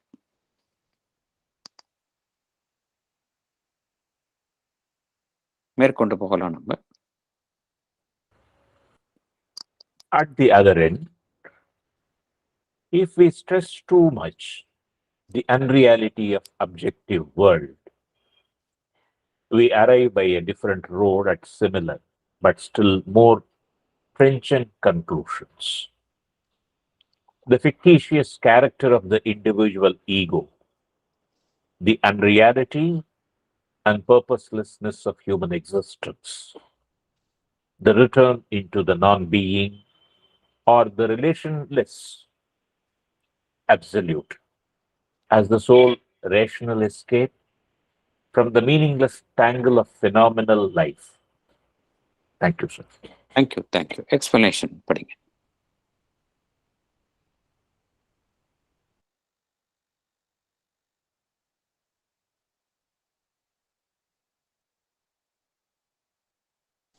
படிக்குமா? Yes, படி. We can take the opposite stance that the world is Maya, having no objective reality. Here we travel by a different road, but to arrive at the same conclusion. A conclusion which is vigorous and sharp in its approach. The unreality of human ego and the purposelessness of life sounded loud. What is the solution? Returning to the non-being or the relationless absolute is the sole means of escape from life's problems. That is either Buddhist nihil or Mayavada. Thank you. Thank you. இந்த நிலையிலிருந்து வாழ்க்கையை பார்க்கும் பொழுது என்ன தோன்றுகின்றது என்றால், இதனுடைய எதிர்நிலையை ஒரு மனிதன் எடுப்பதற்கு இந்த நிலை ஒரு தூண்டுகோலாக அமைகின்றது. அதனுடைய எதிர்நிலை எது என்றால், பகவான் இங்கே கூறுவது, உலகம் என்பது ஒரு மாயத் தோற்றம். அதற்கென்றே ஒரு அப்ஜெக்டிவ் ரியாலிட்டி, ஒரு உண்மை என்பது கிடையாது என்கின்ற ஒரு எதிர்மறையான ஒரு நிலைப்பாட்டை எடுப்பதற்கு மனிதன் முயலுகின்றான். பகவான் இங்க என்ன கூறுகின்றார் என்றால், இதுவும் அதே உண்மையை அடைவதற்கான ஒரு மாறுபட்ட வழி என்று கூறுகின்றார். We arrive by a different road at similar but more transient conclusions. At the other end, if we stress too much the unreality of the objective world, we arrive by a different road at similar but still more transient conclusions. இது எப்படிப்பட்டது என்றால், எப்படிப்பட்ட முடிவை நாம் எடுக்கின்றோம் என்றால், ஒரு தீவிரமான முடிவை எடுக்கின்றோம். தீவிரமான முடிவு. ஏன் தீவிரமான முடிவு என்றால், அது உலகத்தை மறுக்கும் முடிவாக இருக்கின்றது. அதனால்தான் அது தீவிரமான முடிவு என்று பகவான் குறிப்பிடுகின்றார். Transient conclusion. மனிதனுடைய அமைப்பு, மனிதன் என்கின்ற அந்த ஒரு தனி மனிதன் என்கின்ற அமைப்பு உண்மை அல்ல என்று நினைப்பது, அதே போல அந்த வாழ்வின் நோக்கமற்ற தன்மை, இவை இரண்டுமே அங்கு மிகைப்படுத்தப்படுகின்றது. தனி மனிதன் என்கின்ற அமைப்பு அதை மறுப்பது, வாழ்வினுடைய நோக்கமற்ற தன்மை அங்கு மிகைப்படுத்தப்படுகின்றது. ஆகையால என்ன முடிவுக்கு அந்த நிலையில் மனிதன் தள்ளப்படுகின்றான் என்றால், எதை அவன் தீர்வாக அங்கு மேற்கொள்கின்றான் என்றால், returning to the non-being or the relationless absolute as a sole rational escape from the meaningless tangle of phenomenal life. இதுதான் துறவியின் மறுப்பு என்று என்ன காரணம்? அவனுக்கு இந்த உலகம் என்பது, வாழ்வு என்பது அர்த்தமற்றதாக போய்விடுகின்றது. ஆகையால் அவன் என்ன நினைக்கின்றான்? தன்னை முழுவதுமாக இந்த நிலையில் இருந்து விடுவித்துக் கொண்டு அந்த ஒன்றுமில்லாத நிலையை எட்டுவது, ரிட்டர்னிங் டு த நான் பீயிங்,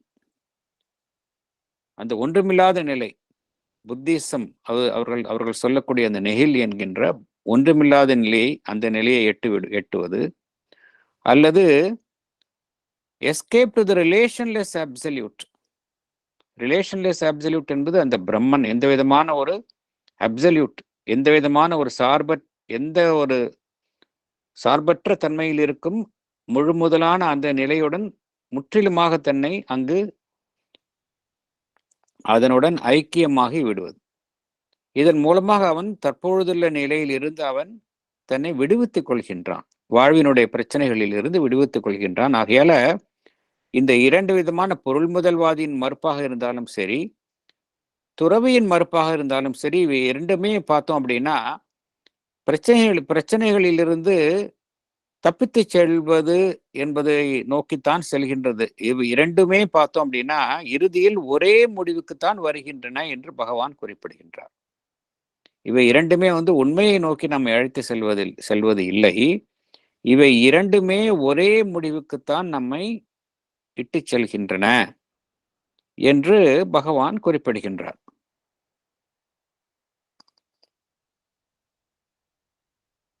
பேராகிராஃப் 9 போகலாமா? Paragraph 9. And yet the question cannot be solved by logic, arguing on the data of our ordinary physical existence. For in those data, there is always a hiatus of experience, which renders all argument inconclusive. We have normally neither any definitive experience of a cosmic mind or supermind, not bound up with the life of the individual body, nor, on the other hand, any firm limit of experience, which would justify us in supposing that our subjective self really depends upon the physical frame and can neither survive it nor enlarge itself beyond the individual body. Only by an extension of the field of our consciousness or an unhoped for increase in our instruments of knowledge can the ancient quarrel be decided. Thank you, sir. Thank you. Explanation படிங்க.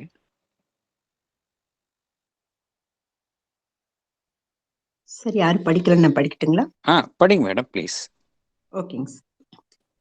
We gain some inputs and experience living in our ordinary physical existence, but there is always a gap in the flow of our experience obtained through our senses. This makes all arguments based on them inconclusive. Hence, we are unable to decide on the reality or unreality of this world with the limited knowledge we have. We do not have the experience of the cosmic mind, nor do we have an organized supermind which is not limited by our body. We have not attained the ultimate level of experience at our present level of existence to justify. Number 1, our subjective self really depends on our physical body. Number 2, it cannot exist beyond our physical body. Number 3, it cannot enlarge itself beyond the individual body. It means the contrary is the truth. Our subjective self, anything that is beyond our physical self, exists independent of our body. The only way to get knowledge that can settle the dispute between the reality or unreality of the material world is by extension of our consciousness. It is also possible by an increase in instruments of knowledge, our senses, for which there is little hope because our senses are limited. Thank you, sir. Thank you, madam. Thank you.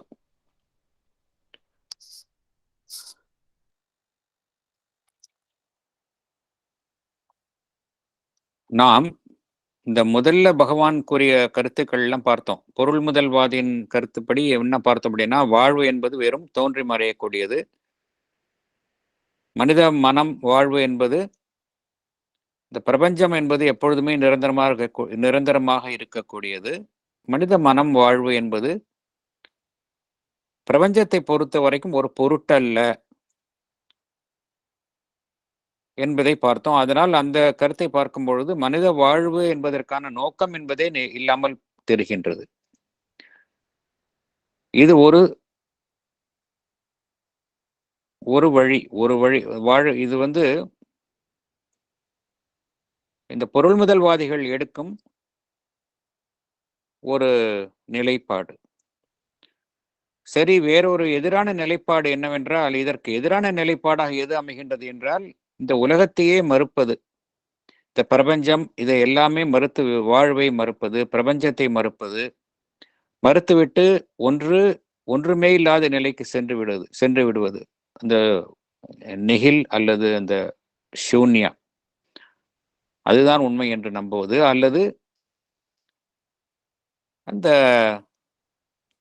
எல்லாம் கடந்த நிலையில் இருக்கும் அந்த முழுமுதற் பொருள், ரிலேஷன்லெஸ் absolute, அதனுடன் தன்னை ஐக்கியப்படுத்தி கொண்டு இந்த வாழ்விலிருந்து முற்றிலுமாக தன்னை விலக்கிக் கொள்வது. இது மாதிரி ஒரு எதிரெதிரான நிலைகளை நாம் கையாளுகின்றோம். இந்த இரண்டு முடிவுகளுமே இந்த இரண்டு வழிகளுமே மனிதனை ஒரே முடிவுக்குத்தான் இட்டு செல்லும். எது என்னவென்றால், தனி மனிதனுடைய வாழ்வினுடைய ஒரு மகோன்னதத்தை மறுப்பதாகத்தான் இந்த இரண்டு வழிகளுமே அமைகின்றது என்று பகவான் குறிப்பிடுகின்றார். இந்த இரண்டு வழிகளும் பார்த்தோம் அப்படின்னா, இரண்டு வழிகளுமே எது இறுதியாக மிஞ்சுகின்றது என்றால், மனிதனுடைய வாழ்வின் நோக்கம்தான் என்ன என்பதற்கான கேள்வி இங்க நமக்கு கிடைப்பது இல்லை. சரி, அதற்கான பதிலை நாம் எவ்வாறு பெறுவது?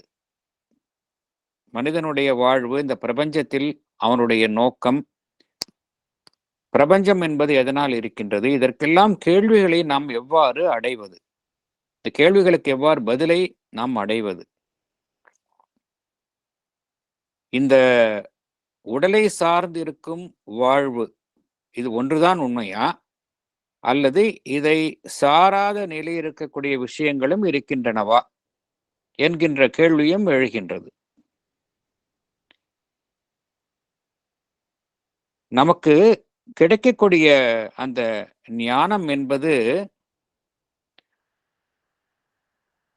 நாம் சந்திக்கும் அனுபவங்கள், வாழ்வில் சந்திக்கும் அனுபவங்கள், அதன் மூலமாகத்தான் நம்முடைய அந்த ஞானம் நமக்கு கிட்டுகின்றது. நம் வாழ்வை வாழ்கின்றோம், அதன் மூலமாக கிட்டக்கூடிய அனுபவங்களை வைத்துக்கொண்டு சில உண்மைகளை நாம் அறிகின்றோம். இருந்தாலும் இந்த அனுபவங்கள் அனைத்துமே நமக்கு புலன்களின் மூலமாக கிட்டுகின்றது. பகவான் என்ன கூறுகின்றார்? இந்த புலன்களின் மூலமாக கிட்டக்கூடிய அனுபவங்கள், அதன் மூலமாக தெரிவிக்கப்படும் அந்த அறிவோ ஞானமோ, இதில்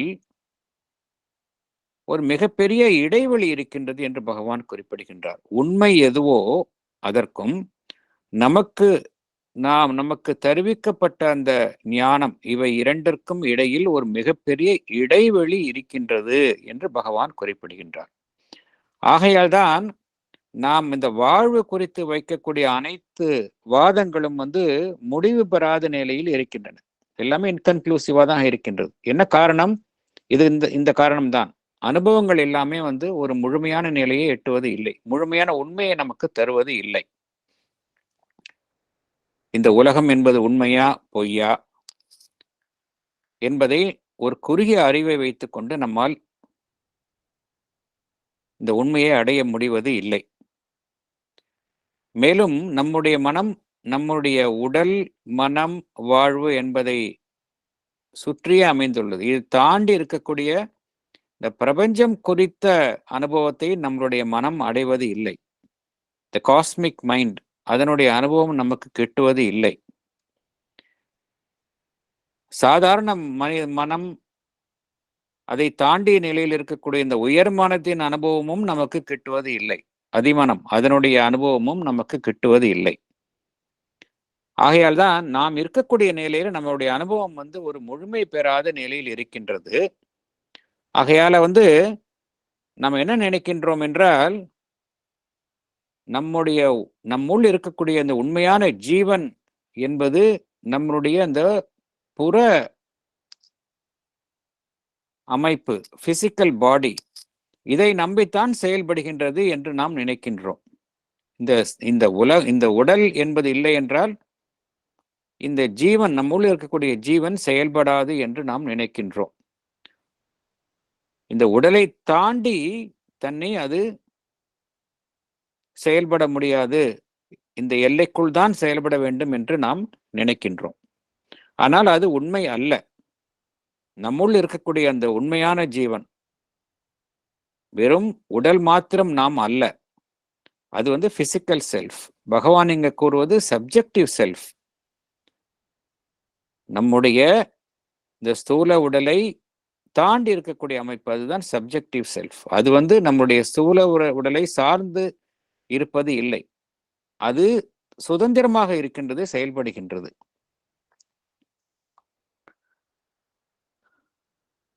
அதில் இருக்கக்கூடிய அந்த உணர்வு நிலையை நாம் என்ன செய்ய வேண்டும் என்று பகவான் கூறுகின்றார் என்றால், நம் அந்த உணர்வு நிலை வெறும் உடல் மனம் வாழ்வு, இதை மூன்றும் சார்ந்த உணர்வு நிலைக்குள் கட்டுப்பட்டு இருக்கும் உணர்வு நிலையாக இல்லாமல், அதை விரிவுபடுத்துவதன் மூலமாகத்தான் நாம் உண்மைகளை கண்டறிய முடியும். இந்த உலகம் என்பது உண்மையா, பிரபஞ்சம் என்பது உண்மையா, பொய்யா என்பதற்கான உண்மையை நாம் எவ்வாறு கண்டறிய முடியும் என்றால், பை எக்ஸ்டென்ஷன் ஆஃப் கான்சியஸ்னஸ். இதன் மூலமாகத்தான் நாம் கண்டறிய முடியும். ஏனென்றால் புலன்களின் மூலமாக நம்மால் அந்த உண்மையை கண்டறிய முடிவது இல்லை. புலன்கள் தன்னுடைய தற்பொழுது இருக்கும் அந்த குறைபாடுகளை மீறி செயல்படும் பொழுதுதான் இந்த நிலையில் இருந்து நம்மளுடைய புலன்கள் ஒரு உயரிய அளவில் செயல்படும் பொழுது நம்மால் உண்மையை கண்டறிவது ஓரளவு ஒருவேளை சாத்தியமாக இருக்கலாம். ஆனால் அது தற்பொழுது சாத்தியமில்லை. பகவான் என்ன கூறுகின்றார்?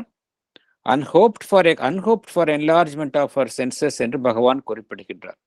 unhoped for increase in our instruments of knowledge என்று பகவான் குறிப்பிடுகின்றார். ஏனென்றால் நம்முடைய புலன்கள் என்பது எவ்வாறு தற்பொழுது உள்ள நிலையில் அமைக்கப்பட்டுள்ளனவோ அந்த நிலையை தாண்டி செயல்பட முடிவதில்லை. அது ஒரு குறைபாடு, லிமிட்டேஷன். அப்படி என்றால் என்ன வழி என்றால், நம்மளுடைய இந்த உணர்வு நிலை, எக்ஸ்டென்ஷன் ஆஃப் அவர் கான்சியஸ்னஸ், அதை விரிவுபடுத்துவதன் மூலமாகவே நம்மால் இந்த உண்மைத்தன்மையை நம்மால் புரிந்து கொள்ள முடியும். Reality or unreality of the material world, இதற்கு இடையில் உள்ள அந்த சர்ச்சையை நாம் எவ்வாறு தீர்க்க முடியும் என்றால், வெறும் புலன்களின் அடிப்படையில் மாத்திரமே இந்த சர்ச்சையை தீர்க்க முடியாது. நம்மளுடைய உணர்வு நிலையை இதை தாண்டி விரிவுபடுத்துவதன் மூலமாகவே இந்த சர்ச்சையை நாம் தீர்க்க முடியும் என்று பகவான் குறிப்பிடுகின்றார். ஐ திங்க் இத்துடன் இந்த பேராகிராஃப் 10 நம்ம அடுத்த செஷன்ல நம்ம பார்க்கலாம். பேராகிராஃப் 9 முடித்துக் கொள்ளலாம் இந்த செஷனை. வேற ஏதாவது கருத்துக்கள் இருந்தால் தெரிவித்துக் கொள்ளலாம். Otherwise, we can close the session.